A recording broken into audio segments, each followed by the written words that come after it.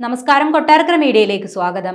ചെങ്കോട്ടയിലെ സ്വാതന്ത്ര്യദിനാഘോഷ ചടങ്ങിൽ ലോക്സഭാ പ്രതിപക്ഷ നേതാവ് രാഹുൽ ഗാന്ധിയോട് അനാദരവ് കാട്ടിയതായി ആക്ഷേപം. പ്രതിപക്ഷ നേതാവ് ആദ്യ നിരയിൽ ഇരിക്കണമെന്നാണ് പ്രോട്ടോകോൾ. രാഹുലിന് ഹോക്കി താരങ്ങൾക്കൊപ്പം ഇരിപ്പിടം നൽകിയത് 4ാം നിരയിലാണ്. പ്രോട്ടോകോൾ പാലിക്കാത്തതിനെതിരെയാണ് വിമർശനമുയർന്നത്. എന്നാൽ ഒളിമ്പിക്സ് ജേതാക്കൾക്ക് ഇരിപ്പിടം നൽകാനാണ് ഇങ്ങനെ ക്രമീകരണം ഏർപ്പെടുത്തിയതെന്നാണ് അധികൃതരുടെ വിശദീകരണം. ചെങ്കോട്ടയിലെ സ്വാതന്ത്ര്യദിനാഘോഷത്തിൽ പ്രതിപക്ഷ നേതാവ് പങ്കെടുക്കുന്നത് 10 വർഷത്തിന് ശേഷമാണ്. ചടങ്ങിന്റെ മുൻനിരയിൽ കേന്ദ്രമന്ത്രിമാരായ നിർമ്മല സീതാരാമൻ, ശിവരാജ് സിംഗ് ചൗഹാൻ, അമിത് ഷാ, എസ് ജയശങ്കർ എന്നിവരായിരുന്നു. ഇവർക്കൊപ്പമാണ് ലോക്സഭാ പ്രതിപക്ഷ നേതാവിനും ഇരിപ്പിടം ഒരുക്കേണ്ടിയിരുന്നത്. ലോക്സഭാ പ്രതിപക്ഷ നേതാവായിരുന്ന സോണിയാഗാന്ധിക്ക് സീറ്റ് നൽകിയിരുന്നത് മുൻനിരയിലായിരുന്നു എന്നും വിമർശകർ ചൂണ്ടിക്കാണിക്കുന്നു.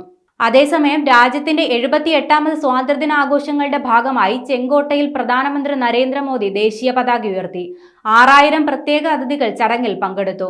സ്വാതന്ത്ര്യദിനത്തിൽ ചെങ്കോട്ടയിൽ ഏറ്റവും കൂടുതൽ തവണ ദേശീയ പതാക ഉയർത്തിയ 3ാമത്തെ പ്രധാനമന്ത്രിയാണ് നരേന്ദ്രമോദി. ഇത്തവണത്തെ സ്വാതന്ത്ര്യദിനത്തിൽ 11ാം തവണയാണ് മോദി പതാക ഉയർത്തിയത്. 17 തവണ പതാക ഉയർത്തിയ ജവഹർലാൽ നെഹ്റുവാണ് ഏറ്റവും കൂടുതൽ തവണ പതാക ഉയർത്തിയത്.